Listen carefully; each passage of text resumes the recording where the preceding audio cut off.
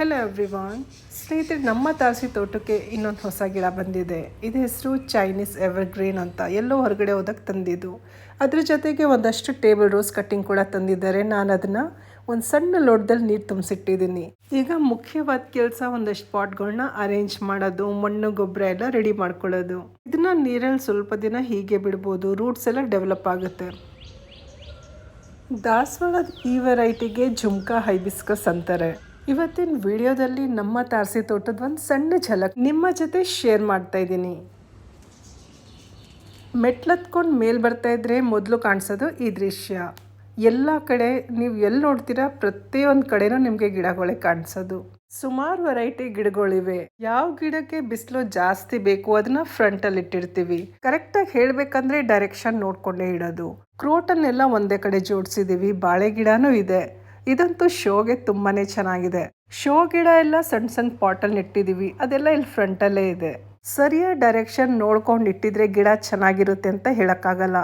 ನಮ್ಮ ತಾರಸಿ ತೋಟ ನಾವು ಎಲ್ಲಿ ಗಿಡಗಳು ಇಡ್ತೀವಿ, ಅದ್ರ ಕಂಡೀಷನ್ ಹೇಗಿರುತ್ತೆ ಅದನ್ನ ನೋಡಿಕೊಂಡು ಕೆಲವೊಮ್ಮೆ ಜಾಗ ಸೆಟ್ ಆಗಲಿಲ್ಲ ಅಂದರೆ ಪಾಟ್ ಜಾಗ ಬದಲಾಯಿಸ್ತೀವಿ. ಬೆಳಗ್ಗೆ 8 ಗಂಟೆ ಆಗ್ತಾ ಇದ್ದಂಗೆ ಈ ಜಾಗದಲ್ಲಿ ಬಿಸಿಲು ತುಂಬ ಚೆನ್ನಾಗಿ ಬೀಳುತ್ತೆ. ಈ ಜಾಗದಲ್ಲಿ ದಾಸವಾಳ ಮತ್ತು ಮಲ್ಲಿಗೆ ಹೂವಿನ ಗಿಡಗಳು ಇಟ್ಟಿದ್ದೀವಿ. ಕ್ರೋಟನ್ ಗಿಡ ಏನಕ್ಕೆ ಇಟ್ಟಿದ್ದೀನಿ ಗೊತ್ತಾ? ಇದು ಎಲೆಗಳು ತುಂಬಾ ಕಲರ್ಫುಲ್ ಆಗಿದೆ. ವಿಡಿಯೋಸ್ ತುಂಬ ಚೆನ್ನಾಗಿ ಬರುತ್ತೆ ಅದರಿಂದ. ಫೈಕಸ್ ಗಿಡ, ಶೋ ಗಿಡ, ಬಾದಾಮಿ ಸಣ್ಣ ಮರ ಇಲ್ಲಿ ಏನಕ್ಕೆ ಇಟ್ಟಿದ್ದೀನಿ ಗೊತ್ತಾ? ಒಂದು ಒಳ್ಳೆ ಲುಕ್ ಕೊಡೋಣ ಅಂತ. ಮರದ ಕೆಳಗಡೆನೆ ಟಬ್ಬಲ್ಲಿ ಒಂದಷ್ಟು ಮೀನುಗಳನ್ನ ಬಿಟ್ಟಿದ್ದೀವಿ. ನೀರಿನಲ್ಲಿ ವಾಟರ್ ಕ್ಯಾಬೇಜ್ ಗಿಡ ಕೂಡ ಇವೆ. ಅದಂತೂ ಮಲ್ಟಿಪ್ಲೈ ಆಗ್ತಾನೆ ಇರುತ್ತೆ. ಒಂದ್ ಕಡೆ ಹೂವಿನ ಗಿಡಗಳಂದ್ರೆ ಇನ್ನೊಂದ್ ಕಡೆ ಹಣ್ಣಿನ ಸಣ್ಣ ಸಣ್ಣ ಮರಗಳು. ಅದನ್ನೆಲ್ಲ 50 ಲೀಟರ್ ಡ್ರಮ್ನಲ್ಲೂ ಬೆಳೆಸಿದೀವಿ. ಕೆಲವೊಂದ್ ಮಾತ್ರ 200 ಲೀಟರ್ ಡ್ರಮ್ನಲ್ಲಿ ಬೆಳೆಸಿದೀವಿ. ಮೇಲ್ಗಡೆನೂ ಒಂದು ತಾರಸಿ ತೋಟ ಇದೆ. ಅಲ್ಲಿಂದ ಇಳಿಬೇಕಾದ್ರೆ ಮೆಟ್ಲಿಂದ ತಾರಸಿ ತೋಟ ಹೀಗೆ ಕಾಣಿಸುತ್ತೆ. ಸಣ್ಣ ಸಣ್ಣ ಪಾಟ್ ಅಂತೂ ಬದಲಾಯಿಸ್ತಾನೆ ಇರ್ತೀವಿ. ಕೆಲವೊಮ್ಮೆ ಬಿಸಿಲು ಜಾಸ್ತಿ ಬೇಕಂದ್ರೆ ಬಿಸಿಲಿರೋ ಕಡೆ ಇಡ್ತೀವಿ, ನೆರಳು ಬೇಕಂದ್ರೆ ನೆರಳಿರೋ ಕಡೆ ಇಡ್ತೀವಿ. ಗಿಡಗಳು ಒಂದ್ ಕಡೆ ಸೆಟ್ ಆಗ್ಬಿಟ್ರೆ ಆ ಜಾಗನ ಮತ್ತೆ ಬದಲಾಯಿಸಕ್ ಹೋಗಲ್ಲ. ಪರ್ಸ್ಲೆನ್ ಪೋರ್ಚುಲುಕ ಇದಂತೂ ಈ ಜಾಗದಲ್ಲಿ ಚೆನ್ನಾಗಿ ಸೆಟ್ ಆಗಿದೆ. ಇಲ್ಲಿ ಬಿಸಿಲು ಚೆನ್ನಾಗಿ ಬಿಡುತ್ತೆ ಮತ್ತೆ ಈ ಜಾಗದ ಅಂದ ಚಂದಾನು ಹೆಚ್ಚಿಸ್ತಾ ಇದೆ. ಎಕ್ಸ್ಟ್ರಾ ಗಿಡಗಳನ್ನ ಪಾಟ್ನಿಂದ ತೆಗ್ದು ಕವರಲ್ಲಿ ಬೆಳೆಸಿದ್ದೀನಿ. ಈ ಪಾಟಲ್ಲಿ ಇವಾಗ ಈ ಹೊಸ ಗಿಡಗಳು ನೆಟ್ಟಿದ್ದೀನಿ.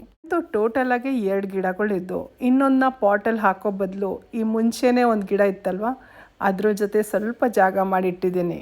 ಟೇಬಲ್ ರೋಸ್ ಕಟ್ಟಿಂಗ್ ನೆಟ್ಟಕ್ಕೂ ಈ ಪಾಟ್ನ ಖಾಲಿ ಮಾಡಬೇಕಾಯ್ತು. ಹೊಸದಾಗೆ ಮಣ್ಣು ಗೊಬ್ಬರ ಮಿಕ್ಸ್ ಮಾಡಿ ಹಾಕಿದ್ದೀನಿ. ಕಟ್ಟಿಂಗ್ಸ್ ಎಲ್ಲ ಚೆನ್ನಾಗಿ ಸೆಟ್ ಆದಮೇಲೆ ಇದನ್ನು ಬಿಸಿಲಲ್ಲಿ ಇಟ್ಟಿರ್ತೀನಿ. ಮ್ಯಾರಿಗೋಲ್ಡ್ ಜಾಫ್ರಿ ವೆರೈಟಿ ತಾನೇ ಬೆಳೆದಿರೋದು. ಚಿಟ್ಟೆಗಳಿಗೆ ಇದು ತುಂಬಾ ಇಷ್ಟ.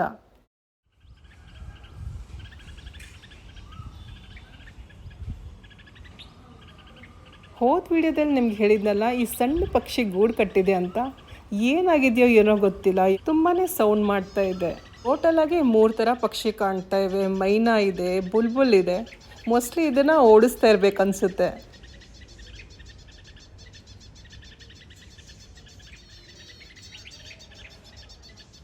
ಬೇರೆ ಪಕ್ಷಿಗಳಿಂದ ಭಯ ಪಡ್ತಾ ಇರಬೇಕಂತ ನಾನು ಮೇಲೆ ಹೋದೆ. ಅದಕ್ಕೆ ಜೋಡಿ ಸಿಕ್ತು. ಮೇಲೆ ಹೋದಾಗ ಯಾವುದು ಪಕ್ಷಿ ಕಾಣಲಿಲ್ಲ.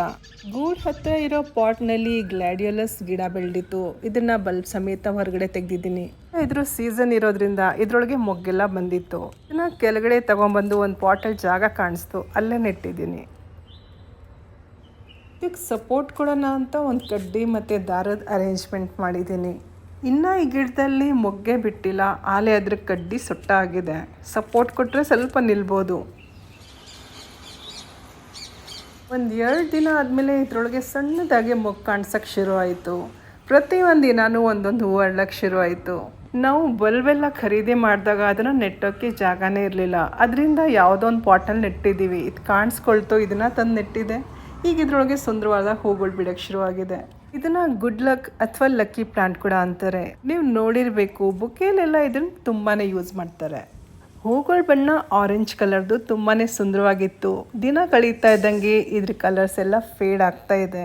ನಿಮ್ಮೆಲ್ಲರಿಗೂ ಒಳ್ಳೇದಾಗಲಿ ಅಂತ ಹಾರೈಸ್ತಾ ಈ ವಿಡಿಯೋ ಇಲ್ಲಿಗೆ ಮುಗಿಸ್ತಾ ಇದ್ದೀನಿ. ಮತ್ತೆ ಸಿಗೋಣ ಇನ್ನೊಂದು ಒಳ್ಳೆ ವಿಡಿಯೋ ಜೊತೆ. ಅಲ್ಲಿವರೆಗೂ ಧನ್ಯವಾದಗಳು. Thank you. ನಮಸ್ಕಾರ.